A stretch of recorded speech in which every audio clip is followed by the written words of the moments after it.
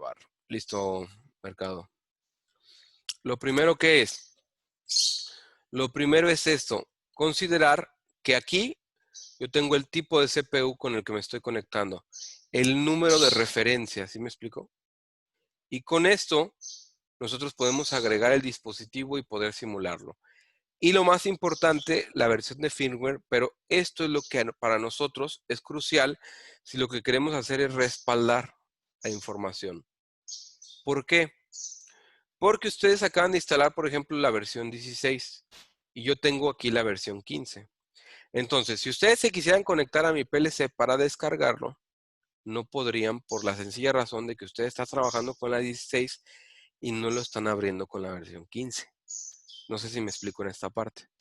Es decir, si yo quiero descargar un programa, tengo que tener exactamente la misma versión del TIA Portal en el cual se encuentra el proyecto. No sé si me doy a entender hasta aquí. Yo sé que Sí, normalmente ustedes, por ejemplo, si tienen el Office 2000 o el 360, pues sin problemas podrían leer un Office 2003. Pero aquí no. Aquí tiene que coincidir esto con el programa o la versión que yo tenga instalado para que no tenga ningún problema. ¿Sale? Entonces, eso es algo importante a considerar cuando yo quiero hacer un respaldo de lo que necesito. Ya después de que sé con qué versión y que sí puedo hacerlo con la versión que yo tengo, cierro aquí, me voy a vista del portal, voy a crear un proyecto en mi caso. Ustedes sigan abriendo el proyecto que ya tenían. Y ahora lo que voy a hacer es ponerle a este el nombre de respaldo. Le voy a dar crear. Ya hay un respaldo. Respaldo IET 701. esto no lo vamos siguiendo, ¿verdad? No, esto no. Esto nada más es para cuando ustedes ya estén dando servicio, ¿no? Y quieran respaldar el programa. Profe, si a mí no me aparece nada en lo de general en la parte del diagnóstico, es normal, ¿no? Porque pues Sí, tú tengo el estás simulador y eso simulando. no. Sí, Ah, no, es ok. que no. Esto es cuando ya estás en físico y quieres ver qué es lo que hay en el PLC, ¿sí me explico? Porque, ¿qué es lo que va a pasar? Ok, ahorita estamos de acuerdo que, pues bueno, muchas de las veces lo que puede pasar es que si tengas el PLC a la mano, tú vas, ves el número de catálogo y o el número de referencia, y esa referencia la insertas y ya, se acabó el problema. Pero, ¿qué es lo que pasa si, por ejemplo, ustedes ya están trabajando en una empresa transnacional o internacional y tienen que dar soporte a algo que no está como en mi caso, ¿no? Que yo estoy en Estados Unidos y el PLC está en México. Entonces, ¿qué es lo que pasa? Pues simple y sencillamente no puedo ir, acercarme y ver que el PLC, porque ni siquiera lo tengo al lado y no voy a tener, oye, a ver, te voy a hablar para que me digas el número de catálogo, porque muchas de las veces las personas que están de aquel lado no les van a entender. Entonces, aquí, ¿qué es lo que pasa? Si tú te conectas, como en este caso que lo estoy haciendo yo por la VPN, lo único que tienes que saber es usar un poco el software. ¿Para qué? Para poder ver qué es lo que tiene. En mi caso, configuro el dispositivo porque yo sé que es un CPU 1214 porque ya entré y vi lo que tenía y ya puedo darle el número de catálogo o lo que yo prefiero por lo general es darle CPU sin especificar y aquí ya lo que hago es seleccionar el CPU con la misma referencia de versión, por eso entré a online y diagnóstico. Y aquí ya nada más lo que le doy es agregar. Y esto es como se haría normalmente, ¿no? O incluso si no tienes un acceso sencillo al gabinete para poder programar, que es otra cosa, ¿no? Que a veces tienes el adaptador de panel de RJ45 y puedes programar sin necesidad de abrir la puerta, porque en algunos gabinetes de control, si abres la puerta, se para la máquina por seguridad.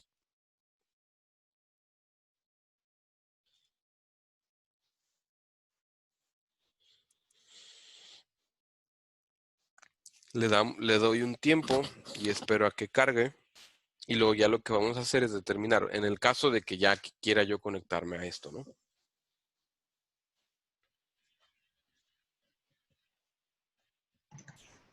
Profe, nosotros ponemos el 1214. Sí, pongan todo igual y abran el proyecto de ayer, más bien, para que no tengan ningún problema. Aquí ya yo selecciono el adaptador por el cual estoy viendo. Doy mi búsqueda. escojo este que está aquí y le doy detección.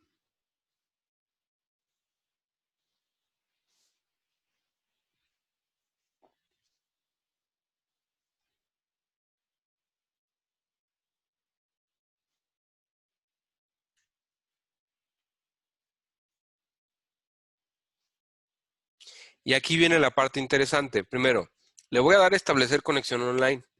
Ojo porque no he cargado nada. Le digo iniciar búsqueda.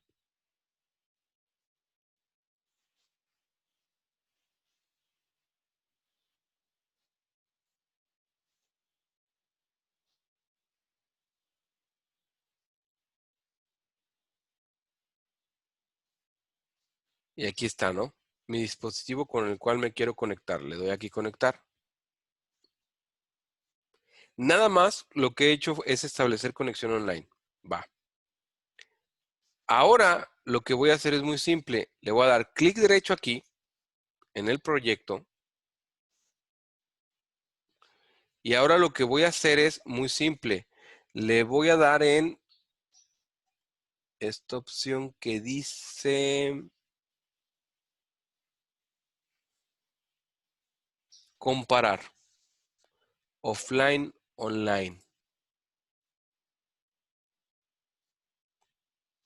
Aquí bajo un poco. Y ahora lo que voy a hacer es muy sencillo. Doy clic aquí y le digo cargar de dispositivo. Me va a aparecer esta ventana. Lo único que me está diciendo es que solamente puedo cargar de online a offline o de offline a online. Y le voy a dar aquí a aceptar. Y lo que quiero es el online. Online, ¿qué significa? Pues es el PLC que actualmente está conectado. Y el offline es el proyecto que yo hice. Pero si se fijan, no he hecho nada en mi proyecto. O sea, sinceramente es pura basura. Mientras que en la parte online sí tengo conectado algo, sí tengo puesto algo, sí he programado algo. Por eso lo que yo quiero hacer es respaldar de lo que está físicamente instalado en el PLC, por así decirlo, en la memoria del PLC, y pasarlo hacia lo que yo tengo en cuanto a programa. Entonces es aquí donde yo hago esto y luego lo único que hay que hacer aquí es ejecutar acciones. Y entonces me va a decir lo siguiente. Tengo que darle aquí continuar, pero lo que yo estoy diciendo básicamente es que voy a tirar el proyecto que ya hice a la basura, el que acabo de hacer, y voy a cargar lo que tiene el PLC instalado y es lo que efectivamente quiero hacer. O sea, esa es la razón del por qué lo estoy haciendo, ¿no? Entonces me dice que requiere algo de tiempo, pero lo que van a ver es muy simple. Van a ver que ahora el mismo proyecto que habíamos hecho, o que ya estaba puesto ayer, lo voy a descargar desde el PLC que está en México y aquí ya lo tengo en Estados Unidos. Ahora, me despliego hacia abajo y observen cómo todo esto está en verde, pero lo que me interesa más que nada es que vean cómo ya todo está cargado, los recursos del programa y el main. Y aquí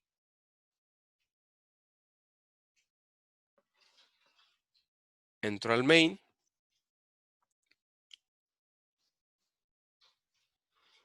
Y voy a ver cómo es lo que se está, o sea, qué es lo que tiene el PLC. Pero ya lo tengo yo en mi proyecto y ya lo puedo editar. ¿Sí queda claro hasta aquí el procedimiento?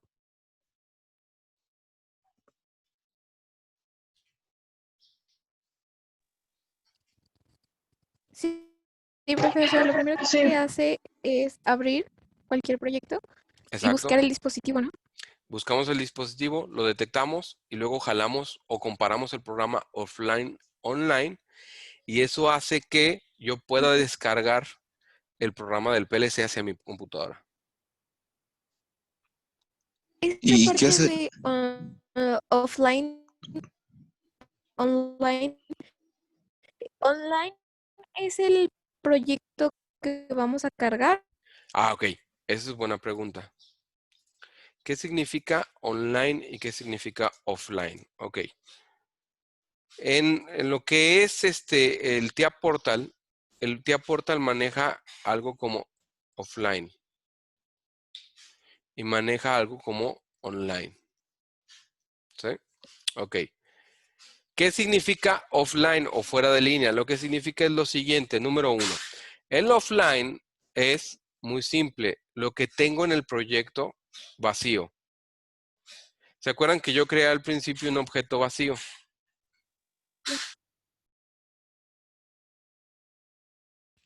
Y ese proyecto vacío, ahí es donde yo puse básicamente nada. Pero los pasos que yo llevé a cabo fue detectar el PLC.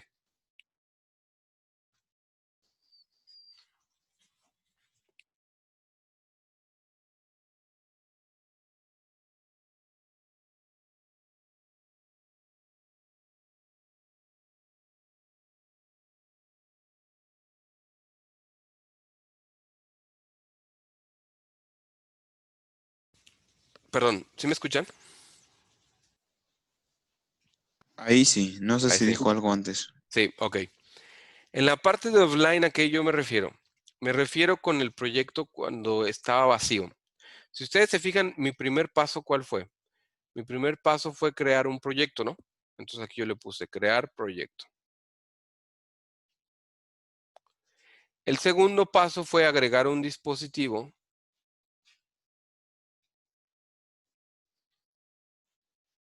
Pero yo le puse sin especificar.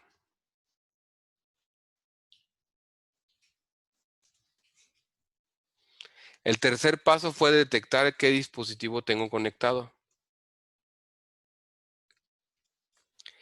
Y luego el cuarto paso fue comparar.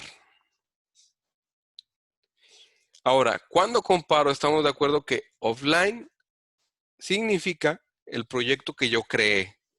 ¿Sí me explico? Sin estar conectado al PLC. Y online es lo que está en el PLC, o sea, lo que está cargado en el PLC. Entonces aquí, ¿qué es lo que hago al comparar? Es ver las diferencias entre offline y online. Ahora, aquí, ¿cuál es el detalle importante? Que lo que yo quiero no es tanto, o no me preocupa esto, no.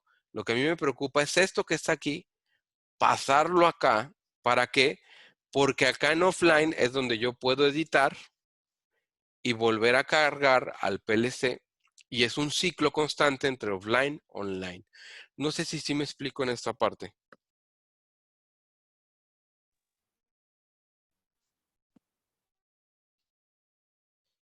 ¿Y en qué caso se usa el offline? Es cuando quieres comparar diferentes proyectos, dos proyectos que tengas abiertos Ah, ok. y ver la diferencia entre esos dos proyectos. No sé si sí me explico. Vamos a pensar que tienes una versión. ¿Nunca te ha pasado que haces esto? Este es mi programa, la versión 1. Y luego, este es el bueno. Y luego, esta es la versión que le vas a poner esperanza porque no te sale. Y luego le pones a otro, este es el mero bueno. Y así ya llevas 4 archivos distintos. Y hay un punto en el cual ya no sabes ni cuál es cuál, hasta que tú le pones a uno último, último, ¿no? Y así te la llevas. Entonces lo que tú puedes hacer es, para ver las diferencias entre uno y otro, abre los dos proyectos y comparas entre esos dos offline. Y ya, porque ninguno de los dos está cargado al PLC.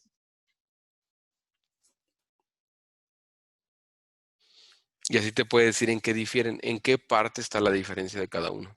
No sé si me explico. Sí. Y entonces en este, o sea, es que el offline y online todavía no me queda claro. O sea, el offline, pues como tal, nada más creamos un proyecto, Mira, pero sin velo nada así. carga. Es muy simple de entender. Offline significa lo que estás haciendo en tu computadora.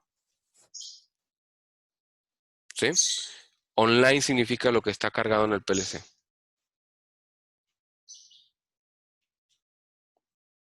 Eso es todo. Es muy sencillo de entender. Si lo estás editando en tu computadora y lo estás probando y viendo y no has cargado en el simulador, no estás conectado al simulador como tal, ¿no? No sé si me explico. Entonces eso está offline. Pero si ya está en el PLC, ya está insertado, ya está programado, entonces eso es online. Y ya, se acabó todo. No sé si sí queda más claro. Sí, ya quedó más claro, profe. Entonces, mientras estés editando en el TIA Portal, eso es offline. Ya cuando está cargado, eso es online. Y yo lo que estoy haciendo es muy simple. Creé un proyecto vacío y le cargué el contenido de lo que estaba en línea a mi proyecto. Eso es lo que estoy haciendo nada más. ¿Sí o no? Sí, ¿Sí? sí, ya quedó claro. Ok, ahora, ¿hasta aquí alguna duda?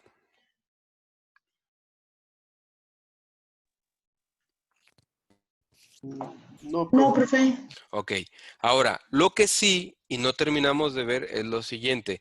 Observen cómo trabajan los temporizadores. Vamos a poner el temporizador del verde y vean cómo es que trabaja. Trabaja de una forma muy sencilla.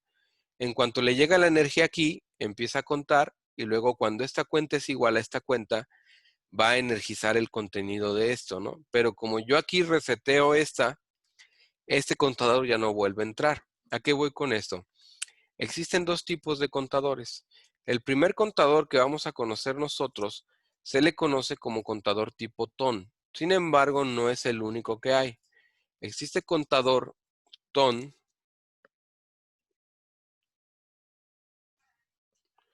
y existe contador TOF. ¿Qué es lo que implica esto? El TON significa con retardo a la conexión. Y el TOF, retardo a la desconexión. ¿Va? Entonces, ¿qué es lo que pasa? Muy simple. Nosotros utilizamos esto. Y si ustedes se fijan, ¿qué es lo que vimos nosotros? Nosotros lo que vimos es lo siguiente. Nosotros vimos que llega la energía a este pequeño timer. Y una vez que este contacto se energiza, esta cuenta que está aquí tiene que llegar a este valor. Y entonces lo que va a hacer es darme la salida para energizar esta y a la vez llega y energiza esta, ¿no? Y entonces, ¿qué es lo que pasa? Muy sencillo. Esta misma renglón se resetea por sí solo y se resetea solo. Ahora, observen lo siguiente. Voy a tener 4 partes básicas en lo que es el temporizador. Una entrada. Y esa entrada es fundamental. Porque la entrada lo que va a definir es esto. Cuando la energía llegue aquí, y luego yo les dije, es retardo a la conexión.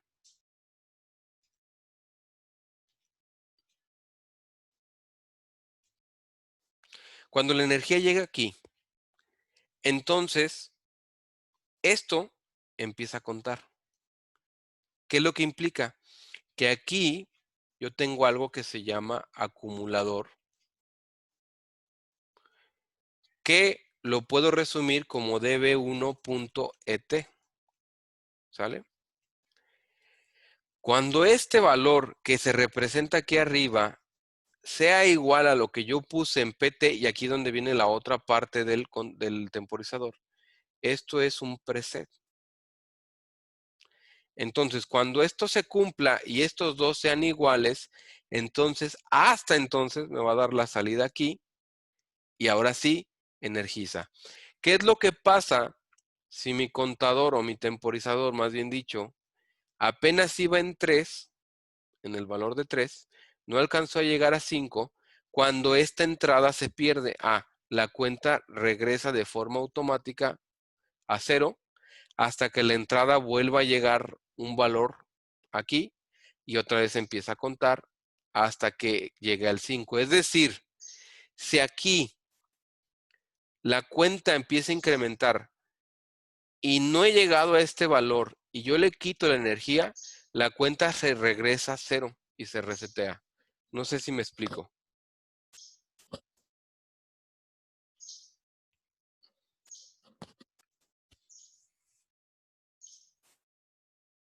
Sí, sí, profe, sí, sí se explica. ¿Ese sería retardo a la entrada? Ese es el Al retardo a la ser conexión, así es. o, o sí? Sí. El Ah, retardo a la algo. desconexión es distinto, porque el retardo a la desconexión lo que hace es muy simple. Tienes que quitarle la energía para que entonces ahora sí,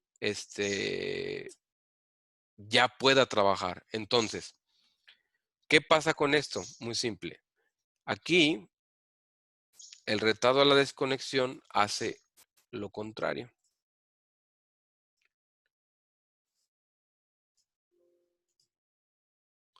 Yo lo que voy a hacer es muy simple. Me voy aquí a mi segmento número 6. Voy a agregar un bit. A este bit le voy a poner el nombre de memoria de prueba.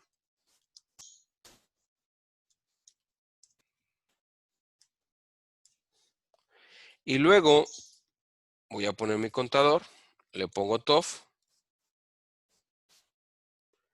Creo mi base de datos en donde yo le pongo temporizador-TOF para saber que este es el retardo a la desconexión. Voy a ponerle un tiempo de 10 segundos. Entonces aquí pongo T, gato, 10S. Y aquí lo que estoy indicando es un tiempo de 10 segundos. El gato significa constante. Y luego aquí voy a poner una variable para visualizar tiempo recorrido. Ok. Ahora, al final voy a colocar una pequeña bobina y a esta bobina le voy a poner salida digital 4. Y defino cada variable en donde esto quiero que sea una salida, esto quiero que sea una memoria y esto quiero que sea también una memoria. Y ahora yo lo que hago es cargar.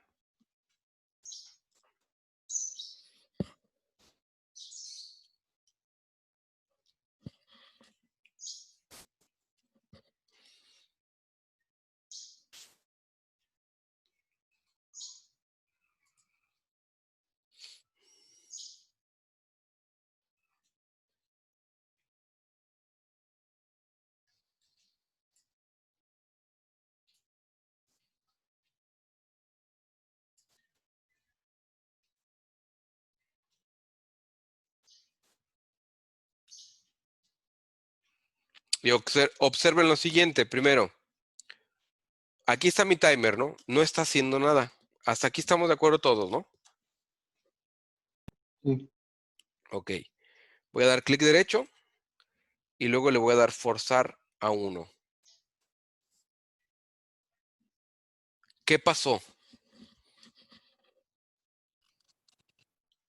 Se energizó Se energizó la la salida, ¿no? bobina. La salida está energizada. Hasta aquí todos vamos bien, ¿no? Pero si se fijan y observan con cuidado, aquí de este lado la cuenta no incrementa, ¿cierto? Está en 0, ¿cierto? Sí. Ok. Sí. Ahora voy a hacer lo siguiente. Voy a darle clic derecho y le voy a dar forzar a 0. ¿Y ahora qué pasó?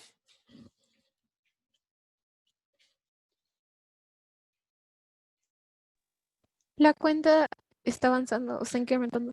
Y Ya cuando comenzó a llegó a contar. 10, ¿qué pasó con la salida? Se des- Se desenergiza, ¿cierto? O sea, es como un capacitor, por así llamarlo. Vamos a verlo así. Vamos a verlo así, mercado. Hay una chava, imagínate una chava X, que no te gusta. O sea, siendo sincero, no te gusta. Tú sabes que tú sí le gustas a ella, pero ella a ti no. O sea, simplemente no. Entonces, ¿qué es lo que pasa? Ella jamás ha intentado hacer nada contigo porque sabe que no te gusta. O sea, ella lo sabe, es consciente y por eso nunca ha intentado nada. Pero, pues a ti te molesta eso porque tú dices, inténtalo, no pasa nada. Entonces, ¿qué es lo que pasa? Tú le dices, a ver, ¿y por qué no lo intentas? Y ella se ilusiona Y luego te dice, ¿y crees que valdría la pena? O sea, ¿daría resultado esto? Y tú le dices, no, pero quiero que lo intentes. O sea, ya le diste la ilusión de que tal vez, porque le hiciste esa pregunta, le harías caso, pero luego se la quitaste rápidamente diciendo que no, que nada más quieres que te suba el ego, ¿va? O sea, en algún punto tú le ilusionaste y llegaste ella llegó al pensar que sí, pero en realidad no pasó nada, ¿no? Ok, ¿qué es lo que pasa aquí? Si jamás peló, o sea, jamás se encendió, jamás cambió de estado de 1 a 0, es decir, siempre estuvo en 0, este contador nunca va a trabajar. Este temporizador jamás va a trabajar. ¿Qué es lo que tiene que pasar? Número 1, de estar en 0 tiene que cambiar a 1. Y luego de estar en 1 tiene que cambiar a 0. No sé si me explico hasta aquí. Si esto se cumple, entonces lo que pasaría sería lo siguiente. 1, ahora sí cambio de 0 a 1, la salida se energiza y siempre va a estar energizada. Es hasta que cambia de 1 a 0, entonces, que esto va a empezar a contar, el temporizador va a empezar a contar hasta que esto y este valor sean iguales. Y cuando sean iguales, lo que pasa con la salida es que se desenergiza. No sé si ahora sí queda más claro. Perfectamente claro, profe. Entonces, observemos, pongo en 1 y al automáticamente forzar a 1, la salida se energiza. Pero si yo esto le doy forzar a 0, empieza a contar. Cuando estas dos variables sean iguales, estas dos variables sean iguales, el tiempo que está aquí, es entonces cuando yo tendría, por así decirlo, el enviar o cambiar el estado de la salida. ¿Hasta aquí alguna duda? No, profe. No, profe. Ok, entonces, ahora de la práctica de ayer es muy simple. Vamos a hacer lo siguiente. Cambiamos, me dispongo en el primer temporizador y aquí voy a poner preset del tiempo verde. En el ámbar, ¿Lo seguimos, profe? por favor, preset del tiempo ámbar. Y en el rojo, preset del tiempo rojo. ¿Va? Y luego defino cada variable. Defino mi variable. Defino mi variable. Y defino mi variable.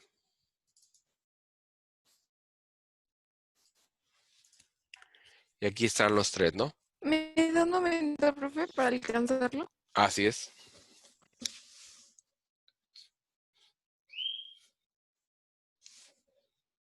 ¿Preset del qué, profe, le puso? ¿Mande? ¿Preset de qué? Del tiempo verde, del tiempo ámbar y del tiempo rojo.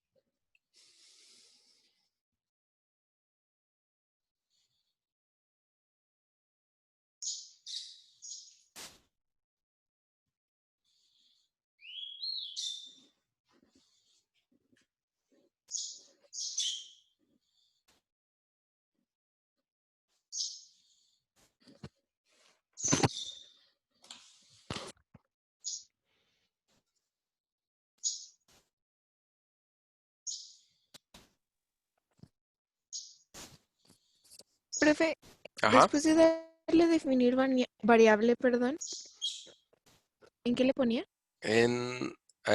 Primero que te asigne una variable, o sea, una localidad de memoria y luego le das a aceptar y ya. en cada una.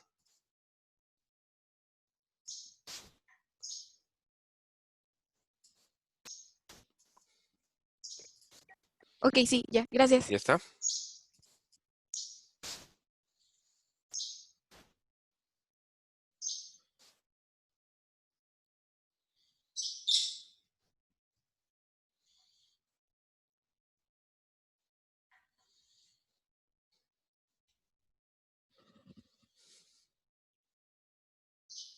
¿Hasta aquí vamos bien ya?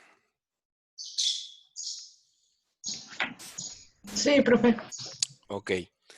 Ahora, lo que sigue es muy simple. Ya que hice esto, me voy a posicionar sobre este renglón en donde puse el First Scan.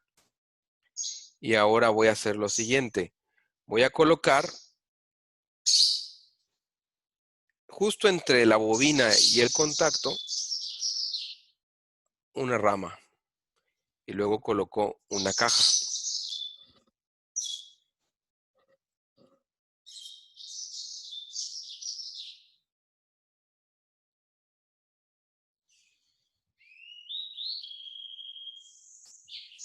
Profe, me da un momento, se me trabó el programa. Tranquila.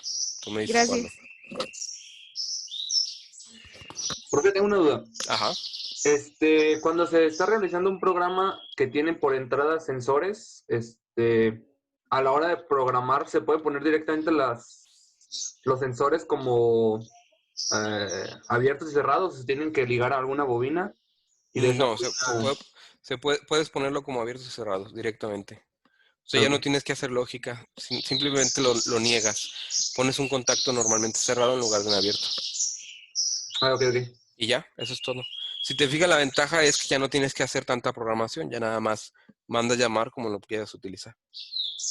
Ah, perfecto. Y de Gracias. hecho también puedes tener la opción de utilizarlo como flanco. Y ya nada más lo que haces es que, aunque el sensor haya quedado en estado de alto, tú puedes hacer que solamente te lea la transición del programa del PLC. Ok, esa parte ya me revolvió un poquito, pero... Es que haz de cuenta, imagínate que tú tienes un ejemplo, ¿no? Un botón de elevador, ¿sale? Y, y siendo sincero, no es porque tú presiones el botón más tiempo, pues va a subir más rápido, ¿no? Sino que el botón funciona por flanco en un elevador. Entonces tú puedes hacer que esta entrada, que es I0.0, sea tipo P, por así decirlo. O lo que conocen muchos como de flanco ascendente. ¿Qué es lo que haces? Es que solamente cuando presionaste el botón e hizo el cambio del 0 al 1, es justo en ese momento cuando esto se energiza y ya, aunque hayas dejado aquí encendido en 1, esto está abierto. ¿Por qué? Pues porque nada más te evalúa la transición. No sé si ahora sí queda más claro. Sí, sí, queda más claro. Y el contrario a la transición baja, ¿cuál sería, profe? Es transición negativa. Porque también lo que puedes hacer es hasta que soltaste el botón, se ejecuta esta acción. Entonces, justo en este punto en el cual cambiaste de 1 a 0, es ahí donde se energiza. Y estamos de acuerdo que para el siguiente ciclo de scan, o sea, para la siguiente vez que vuelves a ejecutar la máquina de estados, ya estás en 0.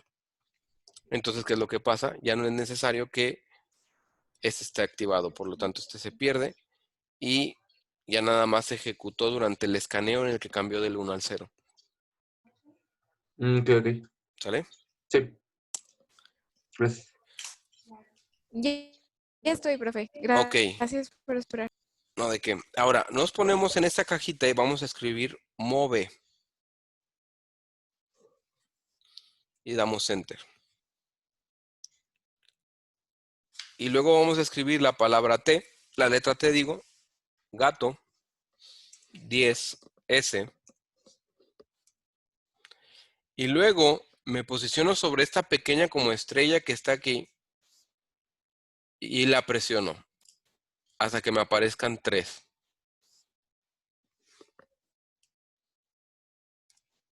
Y luego pongo precede el tiempo verde, precede el tiempo ámbar y precede el tiempo rojo.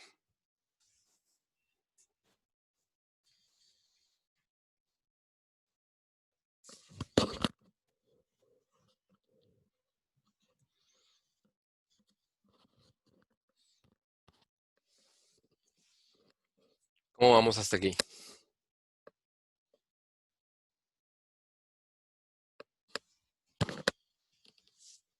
Todo bien, profe. Ok. Y por último, vamos a cargar.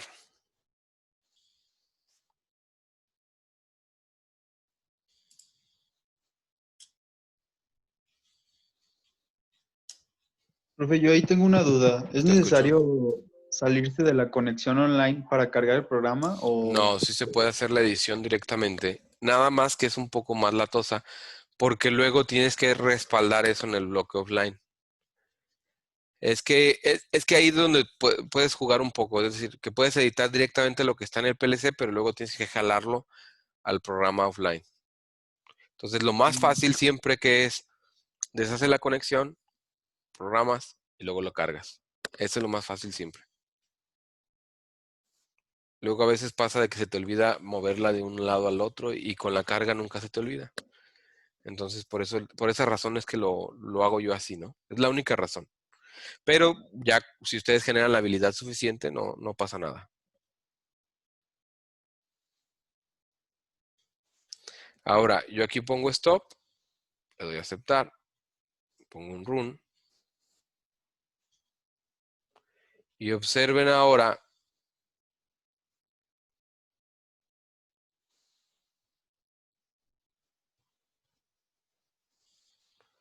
cómo en cada temporizador que yo tengo se cargó un tiempo de 10 segundos, ¿no?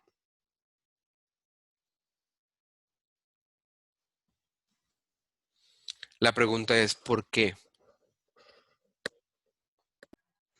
Porque desde un principio se le dijo que moviera 10 segundos a las variables esas, ¿no? Exacto, porque tenemos un first scan que a la vez que activa el verde, también le pedimos que lo que haga es que cargue un tiempo de 10 segundos en cada una de esas variables. ¿Cierto? El Ahora, que dice Eno, perdón. te escucho. Dime. El que dice Eno no tiene que estar conectado o no pasa nada si no está conectado a nada. No pasa nada. ¿Cuál es o para qué sirve el eno?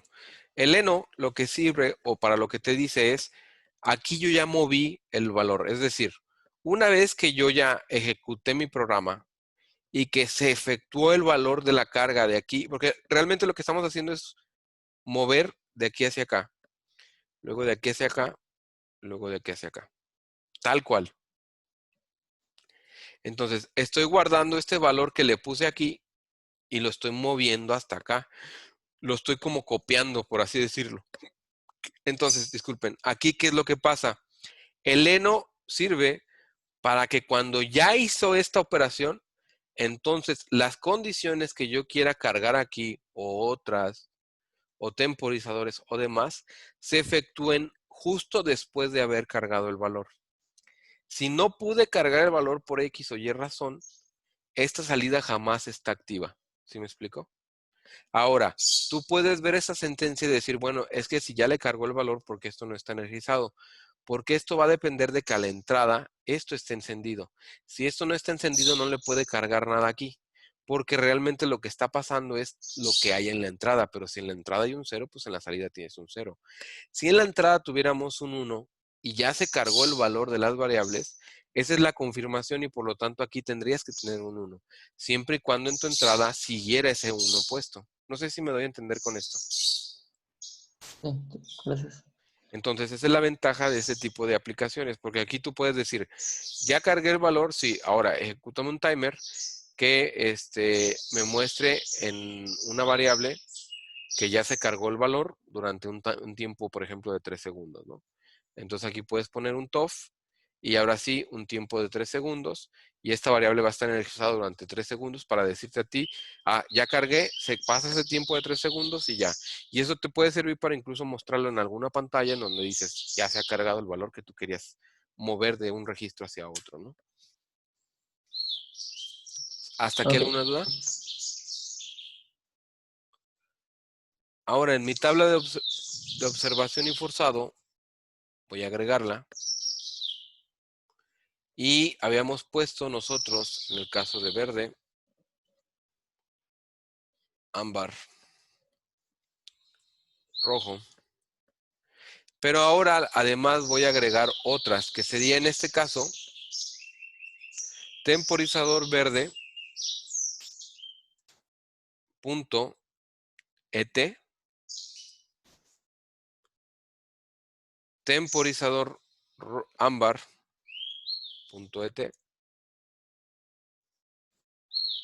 temporizador rojo et. Y además voy a agregar lo siguiente. Voy a escribir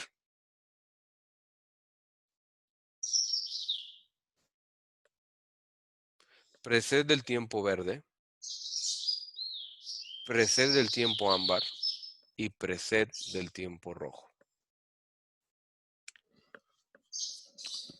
Ahora la pregunta es, ¿por qué apareció esto? Con estas variables que yo tengo aquí, ¿no? ¿Porque aún no se ejecuta? No, Porque no se pueden forzar esas variables. Porque perfecto. ¿Por qué? ya las haces en el first scan. No, las que usamos, si te fijas en el first scan, son estas. Y a estas no les apareció. Es decir, son estas, ¿no? Y en estas tres no apareció. ¿Es cierto lo que ¿No dijiste? son las de salida? ¿De salida de qué? De los temporizadores. Efectivamente. ¿Eso qué significa?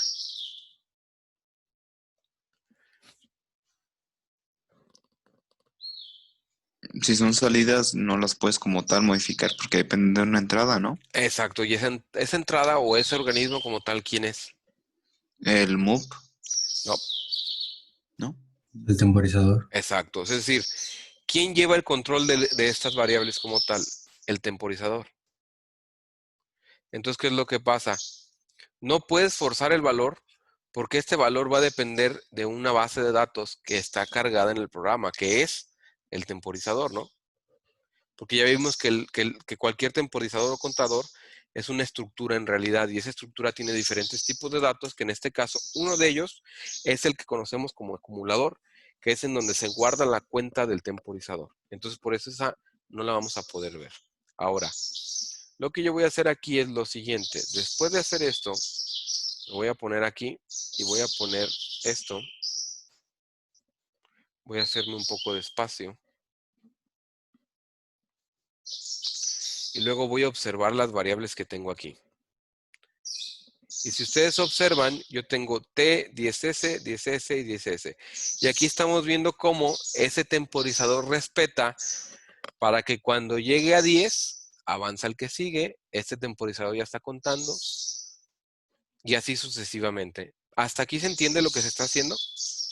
¿O alguien que no entienda qué está pasando? ¿Todo bien, profe? Ok, ahora yo voy a hacer lo siguiente. Voy a poner aquí T, luego gato, y luego voy a poner 20S. Y ahora me posiciono sobre esta y le digo forzar inmediatamente. Y luego sobre de esta que está aquí, me pongo aquí al lado, pongo T, gato, luego voy a poner 15S. Le doy Enter, clic derecho, forzar inmediatamente.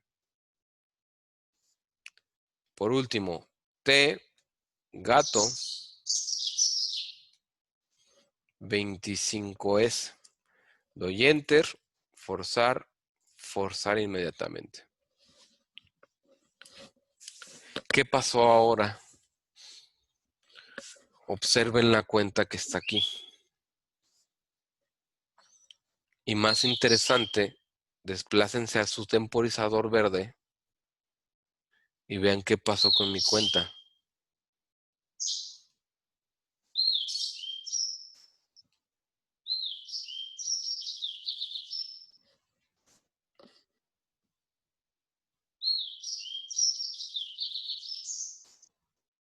¿También se modifica la del first scan? Una a la vez, a ver, ¿qué pasó? ¿Tú primero qué eras? Ah, que sí, también se modifica la del first scan, la que se... Ah, No como tal, ¿por qué? O sea, esa es una buena pregunta, pero ¿por qué no se modifica? Porque si te fijas, esto solamente tiene un posible sentido, ¿no? Que es de sí, aquí hacia acá, 1 y 2. Porque esta condición solamente va a entrar una y solo una vez. ¿Cuándo es? al inicio de todo. Al inicio de todo. Ahora, ¿cómo sabes o cómo compruebas que lo que te digo es cierto? Porque puede ser que no sea cierto, ¿no? O sea, es decir, ok, Yo no creo que eso pase. Fíjate bien, voy a poner el PLC en stop, ¿va? Ahora observa lo siguiente, esto se quedó parado, ¿va? Ahora le voy a dar arrancar CPU. Le voy a dar aceptar. ¿Qué pasó? Con los variables que yo tenía, los valores que yo tenía y los que había forzado. Sí, pues se asignó la del move. Exacto. ¿Por qué? Porque justo en el momento en que tú pasaste de stop a run, esta condición se vuelve a cumplir. Porque este es el primer escaneo justo después de que pusiste de stop a run. Y entonces se vuelven a asignar los valores y por eso tienes aquí 10, 10 y 10 de nuevo, ¿no? A pesar de que aquí ya le habíamos cargado esos valores de 20, 15 y 25. ¿Cierto o no? Cierto. Entonces, si yo le doy clic derecho, forzar inmediatamente, entonces ahora sí voy a ver que los 3 valores se cargaron, ¿no? Sí. Y es ahí donde yo ya puedo jugar con esta parte. Y poder modificar más y más y más estos valores, ¿no?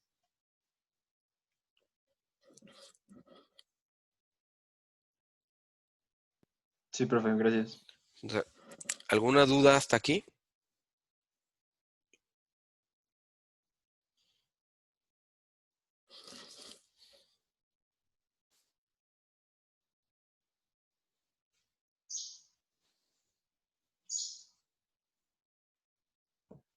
Creo que no, profe.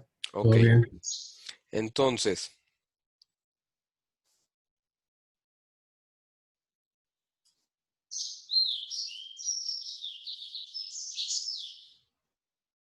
denme un segundo.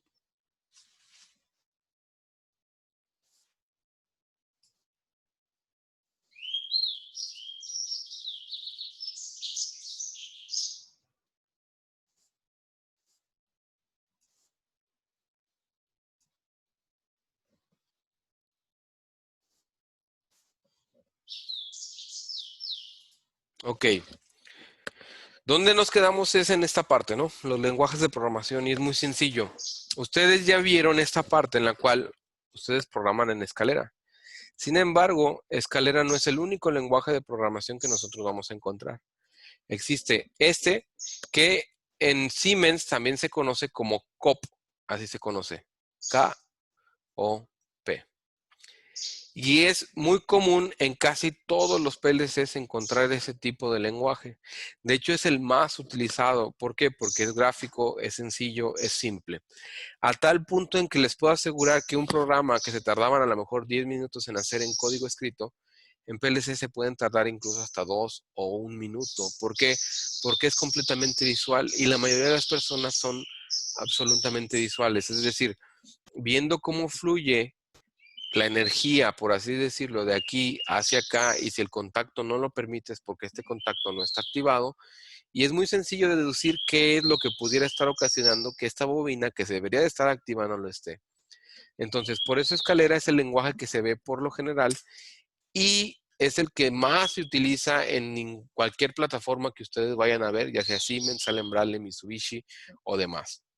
Ahora, ¿qué es lo que sigue? No es el único lenguaje. Entonces, vamos a encontrar que existen otros lenguajes que se conoce como AWL. Esto es lo que antes solía ser el ensamblador, en donde yo tengo instrucciones muy concisas sobre lo que yo quiero hacer y quiero modificar, y también sobre la operación que quiero realizar. Y esto hace que sea muy eficiente la carga de recursos y de memoria que yo estoy asignando hacia, por ejemplo, mi controlador lógico programable. Entonces, quien programa en ese tipo de lenguaje, por lo general tiende a tener un programa más optimizado porque las instrucciones se limitan a únicamente lo que quiere hacer y no tiene que lidiar con las entradas y salidas que ya están previamente cargadas en una herramienta ya más utilizada o en una herramienta que está hecha por alguien más, sino que aquí se definen un poco más las formas, funciones, todo, a partir de una serie de instrucciones básicas como lo son cargar, sumar, mover, aceptar, y los temporizadores siguen siendo los mismos y los contadores siguen siendo iguales, y solamente hay que acceder directamente a la instrucción como tal y a su parte de esa estructura como tal. Entonces, es muy sencillo en ese aspecto y es un poco más complicado de entender y es muchísimo más difícil de darle mantenimiento, porque al igual que cualquier programación escrita, yo tengo que entender lo que el programador quiso hacer para darle yo un mantenimiento a cualquier equipo. Sin embargo, aquí al hacerlo, muchas de las veces el leer el código como tal es como entender un poco más de su lírica, o no tanto de su lírica, de su forma de pensar en el aspecto en cómo él considera que funciona el PLC. Y es un poco más intuitivo y también es o más bien dicho, es un poco más abstracto, porque yo no siempre voy a saber lo que la otra persona quiso hacer a partir de una sentencia o un código. Y es por eso que este es un poco más complicado para dar mantenimiento. Por eso, por lo general, para dar mantenimiento se utiliza el de escalera y es muchísimo más fácil porque es visual. Sin embargo, no es el único tipo de lenguaje también que vamos a poder ver que sea gráfico. Existe algo que se llama FUP, y FUP es bloques de funciones. Y esto lo que hace es muy sencillo. Lo que hace es una especie de ejecución tipo LabVIEW. Entonces, si ustedes están fascinados y les gusta LabVIEW, tal vez este sea el lenguaje que más les gustaría. Y es exactamente igual. Conforme vayan llegando las entradas, se ejecuta la salida y va llegando hacia esta parte. Y solamente se va a ejecutar hasta que las condiciones de entrada se cumplan para dar paso a su salida. Si las condiciones de entrada no se van a ejecutar, aunque llegue el código aquí, no tendríamos la opción, o la energía aquí, no tendríamos la opción de que este paso se ejecute. Ahora, Siemens por lo general va a manejar por default estas tres: AWL, que es el que vimos después de escalera, COP, que es escalera, y este que es FUP. Sin embargo, ya hay un estándar, que lo habíamos platicado, en el cual deben de existir otros dos lenguajes que se deben de agregar. Y ese es Grafset. Grafset es muy interesante. ¿Por qué? Porque es la forma de programar cuando yo quiero hacer secuencias como tal, o si a mí me gustan hacer máquinas de estados por VHDL o por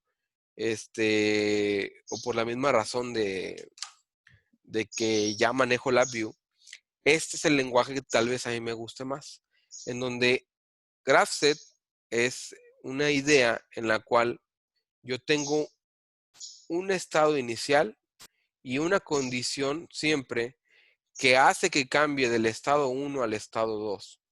Y esta condición por lo general siempre va a ser una entrada o el cumplimiento de una bobina a partir de temporizadores, contadores o lógica que yo desarrolle.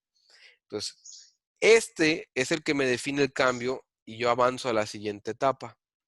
Y aquí digo qué salidas voy a activar, y yo tengo la opción entre repetir si esta condición se cumple, o si esta condición se cumple, o si esta condición se cumple. Y dependiendo de qué condición es la que se cumpla, es el destino de la máquina de estados, ya sea hacia acá o hacia acá. Y esto me va a llevar a final de cuentas, ¿a qué?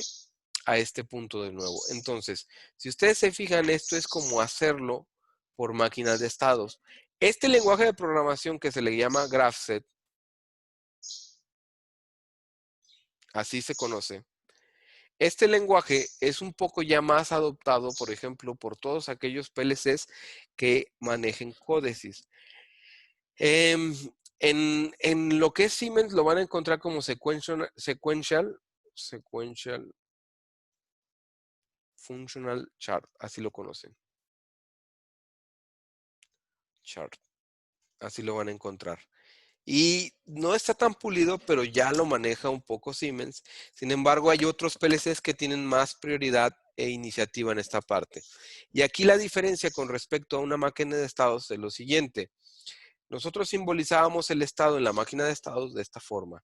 Y el cambio entre estados era una flecha. Ahora, esto es representativo a esto y esto es representativo a esto. Sin embargo, aquí está esto que se le conoce como condición. Y la transición va a tener una condición para pasar de un estado a otro. Entonces, yo tengo aquí mi etapa, yo tengo aquí esto. Ahora, véanlo así. Yo tengo el estado 1 en donde aquí, ¿qué es lo que tengo? Q0.0 encendido. Y para que en este estado voy a tener Q0.1 encendido y Q0.0 va a estar apagado. ¿Quién es quien me cambia entre esta transición? Muy simple, el primer temporizador verde. Y entonces temporizador verde lo que va a pasar es que cuando se cumpla, me cambia y me lleva hacia el segundo estado. Y en el segundo estado, yo quien tengo encendido es el ámbar. Y para pasar a la tercera parte de mi máquina de estados o de mi chart, aquí se tiene que cumplir el temporizador ámbar. Ámbar. Y es ahí donde esta secuencia va a seguir hasta que aquí se cumpla lo del temporizador rojo. Y una vez que esto pase, regreso aquí. Y así es como yo puedo crear un graph set de una forma muy sencilla, ¿no? A partir de ver la secuencia que esto maneje, ¿no? Ahora, el último lenguaje que nosotros vamos a ver es un lenguaje un poco más utilizado por ustedes, ya sea porque es un programa de lenguaje estructurado. Y ese va a depender de la marca, pero en la mayoría de las ocasiones es C. Entonces, ¿hay PLCs que se pueden programar por C? Sí, casi todos los PLCs se pueden programar por C. Algunos no va a ser C, sino que va a ser una especie de BASIC.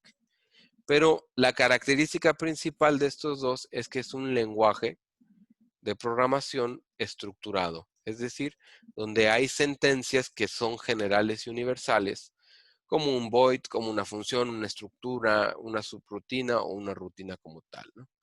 Entonces, esto sí lo vamos a poder encontrar nosotros en los PLCs y vamos a encontrar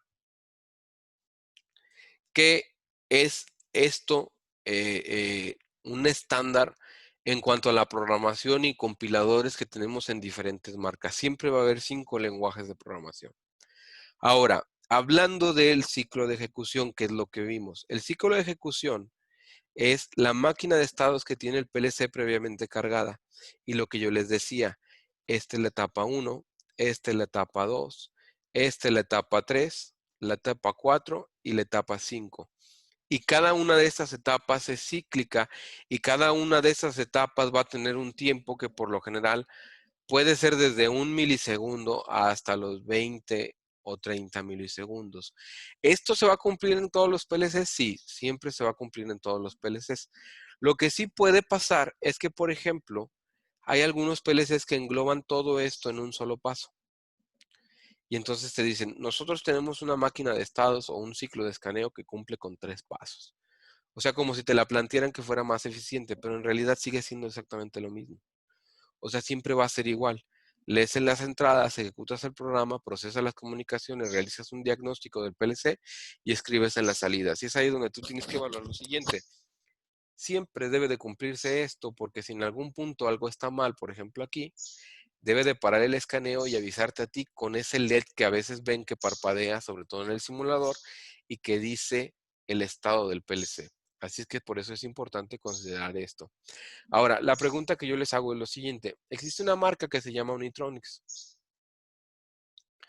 Y esta marca, planteando la situación así, es un PLC con pantalla, pero tiene la característica principal de que está hecho con un microcontrolador. Ahora, nosotros hablamos de que esto es concurrente. Sin embargo, un microcontrolador es una máquina secuencial. Si lo que yo les dije es cierto y cualquier PLC debe de ser concurrente, ¿por qué si está basado en tecnología secuencial, este PLC de esta marca cumple con esto? ¿O cómo es que lo puede hacer?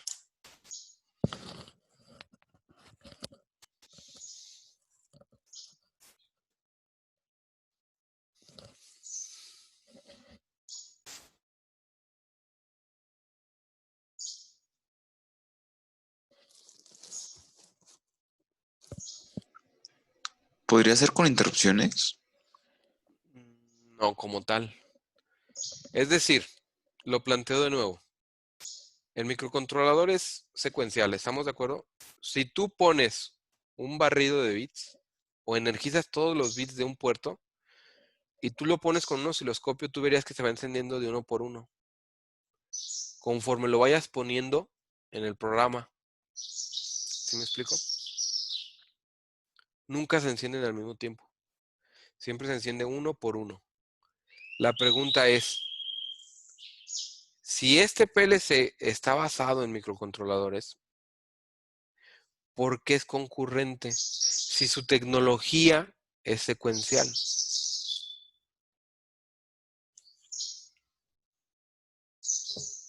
¿Me puedes repetir a qué se ¿Sigue refiere? haciendo el escaneo? ¿Perdón? Porque de igual manera realiza el escaneo, el first scan. Exactamente. Es decir, al final de cuentas, ¿qué es lo que pasa? Sí, él lee el programa, ¿no? Va, y lo puede leer de arriba hacia abajo y no pasa nada. Va, lo lee de arriba hacia abajo.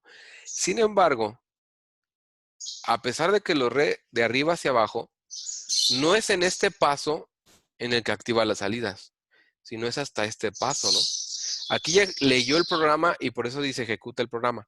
Y entonces lo que hace es guardar los valores que deben ir en cada salida y al final lo que hace es escribirle este valor que leyó aquí, escribir en las salidas.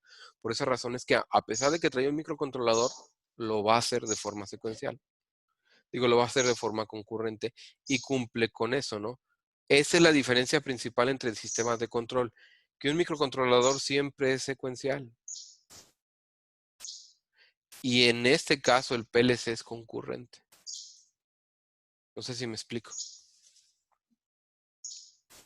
¿Me lo puede repetir, por favor, profe? O sea, es que me perdí en la parte en la que... ¿Cuándo activa las salidas? ¿Hasta que ya leyó todo el Sí, código? así es. Es decir, fíjate bien, lees las entradas. Esas entradas las metes al programa. Ejecutas el programa y el programa te debe dar un resultado, ¿no? Aquí leíste un 1 y aquí dice que si tienes un 1, le sumes un 1 y que te debe dar un 2, ¿no? Ok. Aquí atiende las comunicaciones, pero esto no lo has cargado a las salidas. Entonces, esto lo ejecutas y al final dices, ok, escríbele un 2 a que a QB. Y entonces ahora sí, tienes un 2, pero hasta el final. A pesar de que aquí ya lo hiciste, nunca le cargaste. O sea, en este paso QB sigue valiendo 0 a lo mejor, o 1, ¿no? Aquí otra vez sigue valiendo 0 o 1. Y es hasta acá que se le cargó el valor del 2. No sé si me explico. Sí. Sí, profe, ya entendí. Ok. ¿Alguna duda hasta ahora? Creo que no, profe. Ok. Entonces, ¿cuáles son las ventajas que va a tener un PLC? Ok. Las ventajas es que industrialmente es seguro y es robusto. ¿Por qué? Primero, considerar de que el tiempo de desarrollo que ustedes se van a llevar es muy poco. Observen lo siguiente. ¿En cuánto tiempo aprendieron a utilizar los temporizadores? ¿Una hora? En una clase. Exacto. Ajá, una hora. Ahora, como es completamente visual, el tiempo de aprendizaje o la curva de aprendizaje siempre es muy reducida en cuanto a PLCs. Por eso mucha gente prefiere, en lugar de usar microcontroladores para proyectos grandes, utilizar PLCs. Esa es una de las razones por las cuales es más fácil. Además de que es más fácil darles mantenimiento. Entonces, esa es una de sus ventajas. La curva de aprendizaje es muy poca, realmente es muy poca. La número 2 es que reduce costos. ¿Por qué va a reducir costos? Número 1, porque a final de cuentas, como el tiempo de aprendizaje es menor, el tiempo de desarrollo también es menor. Ejemplo, en mi caso, ¿qué es lo que podríamos o tendríamos que hacer para presentar una solución en microcontroladores? Bueno, primero pues hay que armar el proto, cargar el micro, o sea, hacer el programa, cargarlo, debuguearlo, probarlo, luego mandas a hacer la tarjeta y luego ya que mandas a hacer la tarjeta, empiezas a hacer pruebas, checas tu prototipo cómo está trabajando, lo pones a prueba verificas que todo esté bien. Si no está bien, regresas y pruebas. ¿Qué pasa con un PLC? Lo compras, lo instalas, lo programas, no funciona, lo vuelves a cargar, no funciona, lo vuelves a cargar, se acabó. Eso es un hardware que ya está construido, que ya sabes que está protegido contra EMI, o sea, que al final de cuentas te va a requerir ciertas cosas muy pequeñas, pero por lo general la mayoría de las marcas decentes no va a requerir gran cosa y vas a poder trabajar conforme lo instales. Mientras que cuando tú desarrollas una plataforma, pues no has considerado a lo mejor que pudieras tener un disturbio porque cada situación en la cual trabajas va a ser diferente, a menos de que sea algo repetitivo, ¿no? Sin embargo, va a haber variables o condiciones que te pueden estar dañando a ti, como por ejemplo interferencias electromagnéticas y demás. El PLC no va a batallar con eso porque es algo probado y que previamente ya va certificado por alguna organización y es por esa razón que es seguro, ¿no? Porque ya yo no me tengo que preocupar porque sea algo que nunca se haya probado, sino que ya está probado, van a tener certificados y además darles mantenimiento es muy simple, muy simple, no se requiere hacer gran cosa. Cuando una máquina viene con PLCs, ya por lo general no tienes que hacerle modificaciones al programa, lo único que tienes que hacer es monitorear para ver si hay algún estado que no se está cumpliendo basado en una condición o si es por alguna entrada digital, alguna salida que sí se está activando pero ya está quemado o dañada. O sea, prácticamente son muy sencillos. Pero yo considero que esto es lo más importante.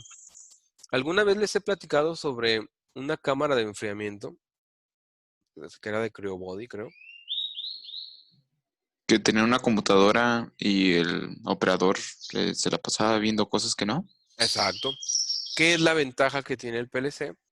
Como tal no tiene un sistema operativo, a diferencia de una computadora industrial. ¿Qué es lo más común que ustedes van a ver en las computadoras industriales? Que en el caso de las computadoras industriales, a lo mejor el sistema operativo que es por excelencia el mejor sería un Linux. ¿Por qué? ¿O por qué creen que sea un Linux?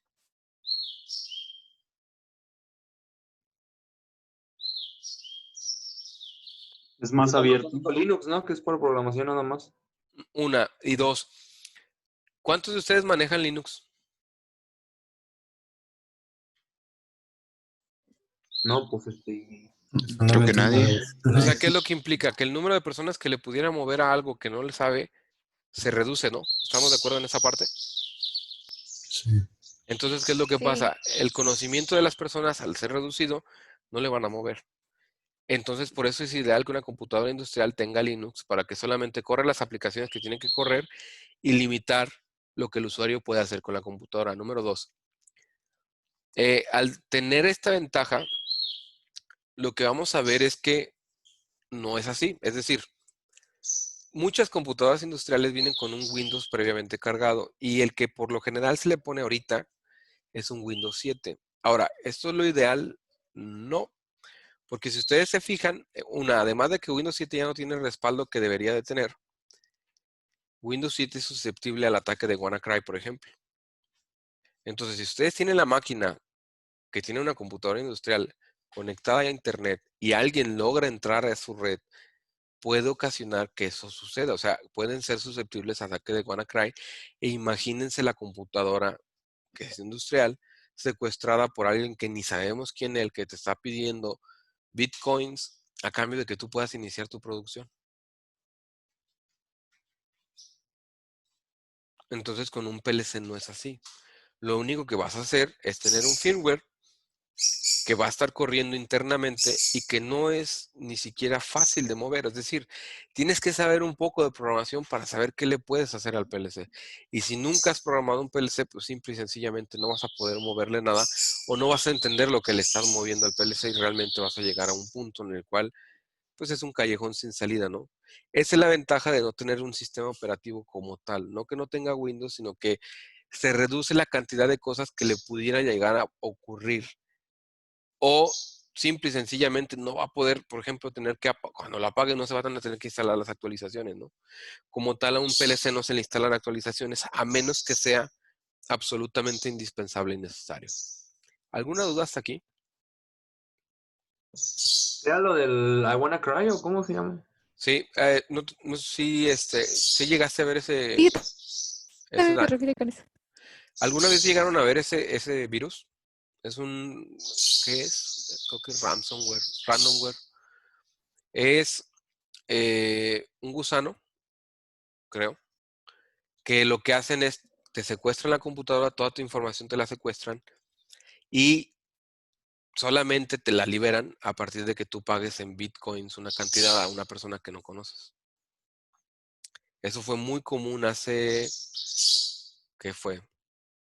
3 años, 3 o 4 años. E incluso hicieron un parche para lo que era Windows XP cuando Windows XP ya no se le daba soporte. Entonces fue muy popular, muy popular hace algunos años. Bueno, eso todavía está vigente, todavía puede pasar. Entonces, investiguen un poquito sobre WannaCry y la idea es que te secuestren la PC y tú no le puedas mover a nada porque ellos son los que tienen el control de la PC.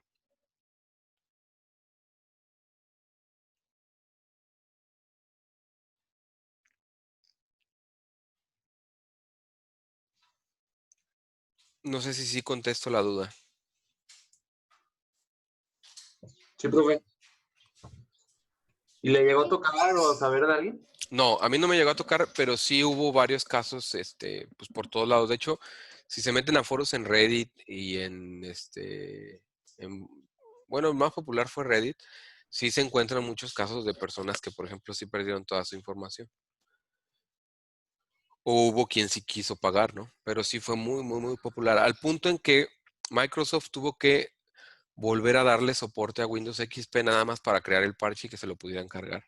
Si ustedes se fijan ahorita, si tuvieran una máquina virtual con XP ya no hay soporte.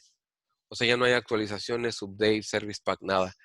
Y eso lo que hicieron fue de plano crear porque como si hay una base de XP todavía instalada, muy fuerte, lo que hicieron fue darle soporte al XP creando el parche para evitar esta vulnerabilidad, ¿no?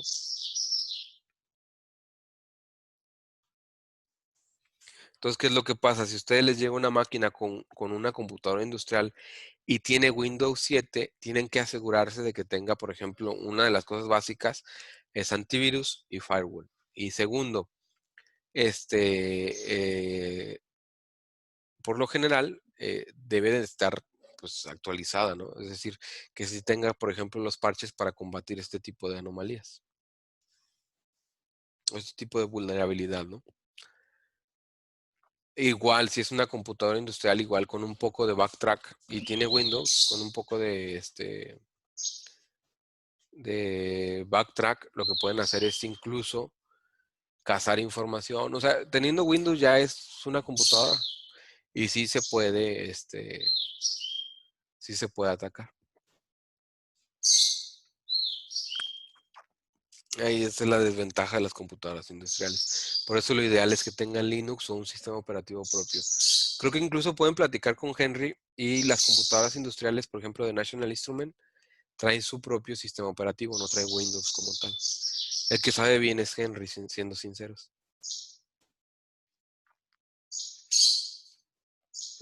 Oiga, profe, ¿en la industria es necesario saber Linux? No, como tal no. Mira, sí te llegarán una o dos máquinas con computadoras industriales, pero eso es más como para saber qué puede pasar cuando salgas. Es decir, siendo sincero, la mayoría de la empresa familiar aquí que tú te vas a encontrar en México no está ni siquiera todavía completamente metida en la industria 3.0. Entonces, ni te tienes que preocupar por la 4.0, siendo honestos. Entonces, ¿qué es lo que pasa? Pues nunca bueno, no nunca, pero pocas veces vas a encontrar una máquina cuya red de control salga hacia internet o hacia una nube, ¿no? Va a ser muy complicado que eso pase. Entonces, ahorita siendo sincero en León, pues no es tan necesario. Lo ideal es que lo sepas porque puede ser que no quieras desarrollarte en México, ¿no? Que te quieras ir a otro lado. Y ahí sí te vas a dar cuenta de que en otros lados, sobre todo en Asia, o sea, Europa, sí hay muchas empresas montadas en la industria 4.0 y es ahí donde sí tienes que saber no nada más lo básico de redes, sino tienes que saber un poco de seguridad para evitar que seas vulnerable ante ataques que pueden venir de alguien más, ¿no? Recuerden que a final de cuentas, si alguien te ataca a tu propia red es porque sabe o estuvo ahí, ¿no?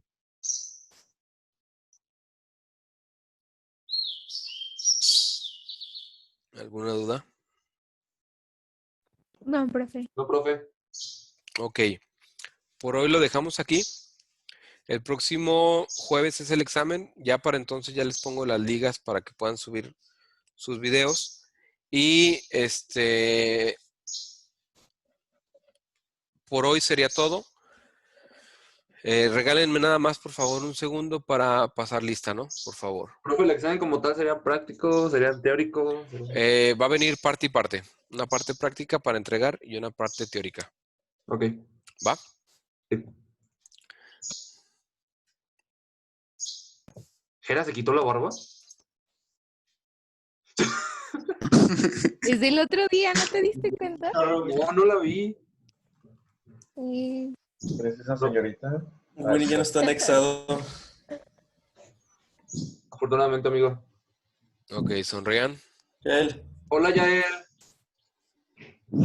Ay, no es el Yael. Ah, ya lo vi. Ah, ya te vi. Un, Te ves aquí y allá. un Kagebunshi.